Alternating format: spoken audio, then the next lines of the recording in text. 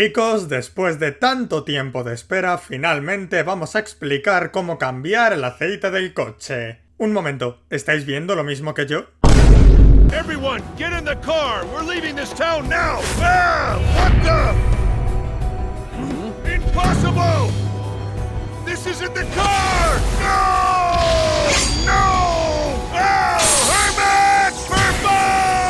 Hace poco más de un mes me empecé a ver yoyos, de hecho ya metí una sutil yoyo referencia al final de uno de los últimos vídeos que hice, y si os soy sincero, me está encantando la serie. La primera parte está mejor de lo que muchos dicen, además Zeppeli es la cabra, y la segunda parte es increíblemente divertida. Joseph, en efecto, también es la cabra. La tercera parte, que es en la que estoy ahora mismo, en lo que viene a ser trama, por lo pronto, me está gustando menos que la segunda, lo que no quita que siga siendo magnífica. De hecho, es la que más ha calado en mi persona. Ver a este grupo de raritos de aventuras ha hecho que me den ganas de vivir más la vida. Llevo varios meses sintiendo que no hago más que leer, hacer vídeos, corregir el evento, ir a la universidad y salir a beber con los amigos. Todo monótono, aburrido. Ver yoyos no irónicamente me ha empujado a salirme de la rutina y probar cosas nuevas. Esa más, en la descripción del último vídeo os dije que me había ido de viaje, y sé que ese viaje no lo hubiese hecho, además tan de improvisto,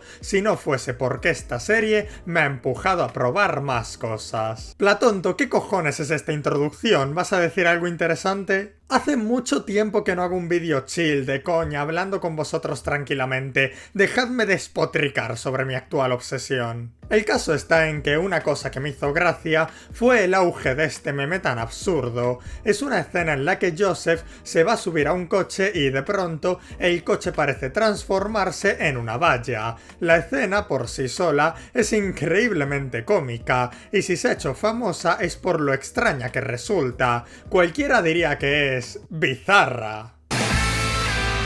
Sin embargo, lo que me parece sorprendente y digno de mención es que cuando estás viendo la serie, la escena no te parece en absoluto descabellada ni fuera de lugar. Al sacarla de contexto, impacta lo cómicamente absurda que es, hasta el punto de convertirse en un meme, pero al momento de verla en la serie no te despierta sorpresa alguna. Claro, esto ocurre porque toda la serie es bastante rara, ocurren escenas extrañas sin parar, cualquiera diría que es bizarra.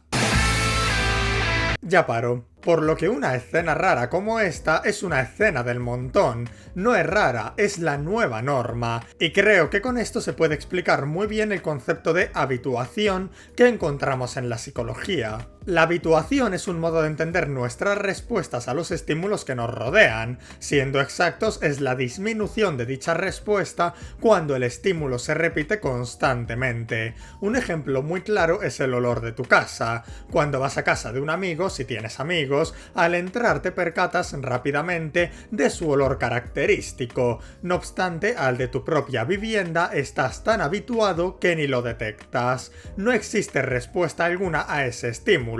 Del mismo modo, quizá las primeras escenas bizarras de esta serie nos sorprendan, pero llegamos a un punto en el que estamos habituados, y a no ser que sean extraordinariamente raras, las podemos pasar por alto como sucesos normales. Cabe aclarar que este concepto psicológico también tiene su contraparte, la sensibilización, que ocurre cuando frente a la repetición de un estímulo, en lugar de habituarnos al mismo, lo vamos notando cada vez de forma más intensa.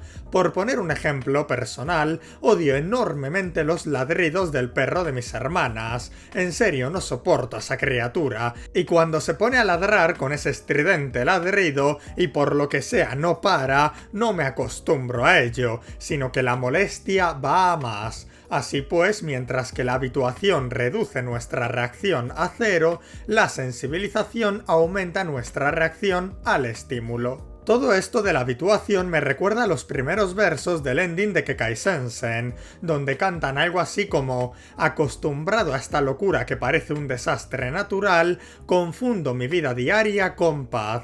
Es decir, cuando vives en un constante caos, lo normalizas, y esto tiene bastantes aplicaciones interesantes. En realidad creo que a partir de aquí ya me estoy yendo del uso habitual del concepto habituación en psicología, así que por si acaso voy a hablar mejor de normalización. Si bien nuestra forma de adecuarnos al mundo que nos rodea, normalizando esta locura que parece un desastre natural, como dice la canción, no deja de ser un medio para enfrentar la realidad y vivir lo más cómodamente posible, también trae consigo bastantes problemas. En específico me gustaría hablar de ello en 3 planos: las relaciones interpersonales, el plano político y la lectura filosófica. Respecto al plano político, tan solo quería compartir con vosotros una pequeña anécdota.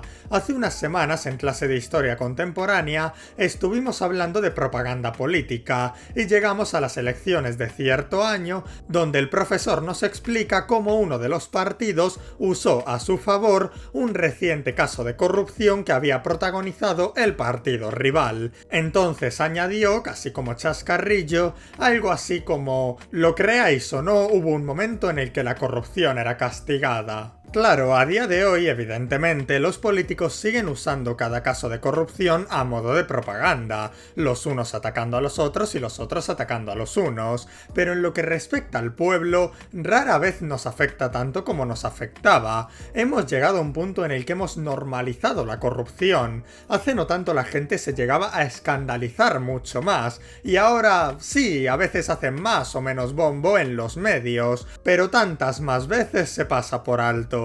De hecho, hasta se ha formalizado el estereotipo de que un político es siempre corrupto. Tras tantos casos lo hemos normalizado. También merece la pena señalar que, entre los factores por los que la corrupción ha dejado de condenarse tanto como se condenaba, está la democracia partidista que tanto he criticado en este canal. Este sistema, basado en partidos políticos, fideliza a los votantes hasta el punto de que los apoyan hagan lo que hagan. Como mencionaba en el vídeo sobre ser persona y ser personaje, su partido se convierte en parte de su identidad y piensan seguirlo sin pensar. Con ello, lo que se consigue es separar al pueblo, los de derechas y los de izquierdas, los fachas y los rojos, y al dividir al pueblo y lograr que sigan y apoyen ciegamente a su partido, los altos mandos ya se pueden permitir hacer lo que quieran, porque cuando los unos resultan corruptos, serán condenados por la mitad que ya los odia y defendidos por los suyos, y cuando los otros resultan corruptos, serán condenados por la mitad que ya los odia y defendidos por los suyos. El pueblo, así, no se levanta contra los corruptos, solo se pelean entre ellos porque defienden ciegamente a su respectivo líder. Pero volviendo al tema de la normalización, quería también hablar un poco del plano social. Este es un tema demasiado amplio como para encajarlo en un solo vídeo, y es que en muchas ocasiones uno de los principales objetivos que enfrentan las personas que van a terapia es superar conductas que han normalizado a lo largo de su vida, o por lo menos darse cuenta de lo nocivas que pueden llegar a ser. Esto va desde una persona que se ha acostumbrado a distanciarse a modo de respuesta frente al miedo al rechazo, lo que le impide formar lazos interpersonales, hasta pacientes que han normalizado prácticas abusivas o tóxicas en una relación, tergiversando con ello su perspectiva o entendimiento del amor. Del mismo modo que al normalizar lo bizarro de una serie, pasas por alto una escena realmente extraña, cuando estás acostumbrado a que en tu relación, por ejemplo, haya problemas de comunicación o la otra parte de la relación se aísle sin previo aviso, empiezas a no ver ningún problema con ese tipo de actuar. Es curioso, porque si alguien lo ve en tercera persona, sí que se sorprende frente a ese comportamiento, cual espectador que encuentra esta escena sin contexto y le parece cómicamente extraña. Pero tú, acostumbrado a esa relación, acostumbrado a esta serie, lo pasas por alto y normalizas una conducta que, mal llevada, te afectará a ti y a tu relación. Como digo, es difícil hablar de este tipo de asuntos, principalmente porque, como siempre os recuerdo, estos temas dependen mucho de las circunstancias específicas de cada individuo. Cada persona y pareja son un mundo y tienen sus respectivas complejidades, por lo que al poner ejemplos es muy fácil que llegue alguien con una experiencia similar, pero que la vive o aprecia de forma distinta por rasgos específicos de su persona. No obstante, lo que sí creo que nos sirve para hablar de esta normalización en el plano social es el efecto que puede llegar a tener la pornografía en las juventudes. Recuerdo que este tema lo traté hace tiempo, no recuerdo en qué vídeo, pero el consumo de porno en los menores lleva a la normalización de ciertas prácticas que llegan a ser hasta violentas. Hace no mucho, leyendo sobre este asunto, me encontré un trabajo de Carolina Muñoz Villanueva, Consumo de pornografía y normalización de conductas violentas en las relaciones sexuales de los jóvenes, y es verdaderamente interesante. De nuevo, todo depende de las circunstancias. El propio trabajo aclara que el porno no es una causa única, sino solo un posible factor de la violencia sexual.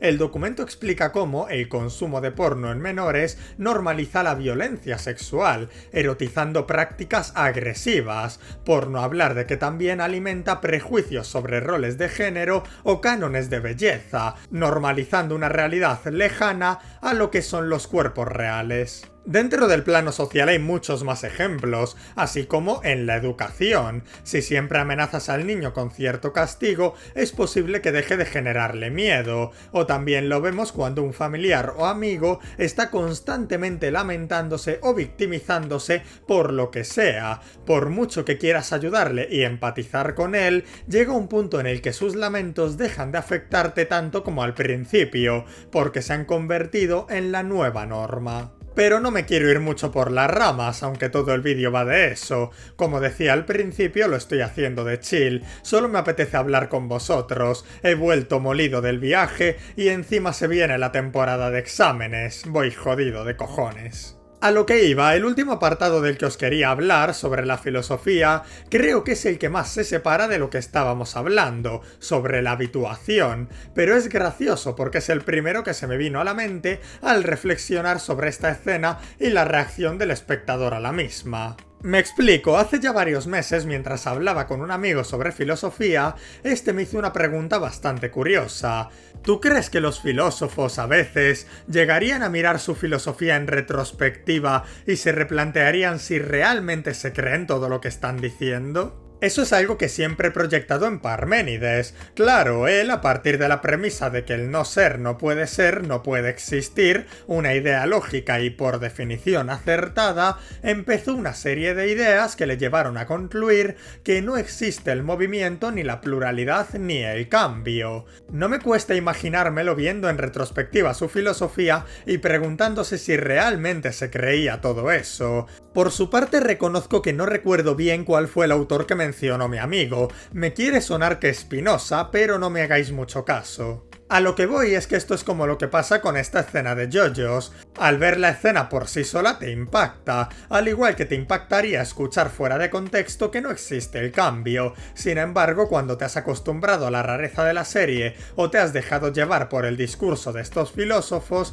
no te parece tan raro. Supongo que la conclusión de todo este vídeo es que la normalización puede atentar contra el juicio crítico, y tanto si hablamos de una escena de una serie, de un suceso político, de un comportamiento en una relación o de una tesis filosófica, hay que juzgarlas por lo que son. El contexto es importante y también hay que mirarlas como parte del total, sí, pero estudiarlas de forma separada nos ayuda a quitarnos posibles prejuicios de encima y darnos cuenta de lo que son. ¿Quién me lo iba a decir? El método cartesiano, con su análisis y síntesis, fue durante todo este tiempo una JoJo referencia.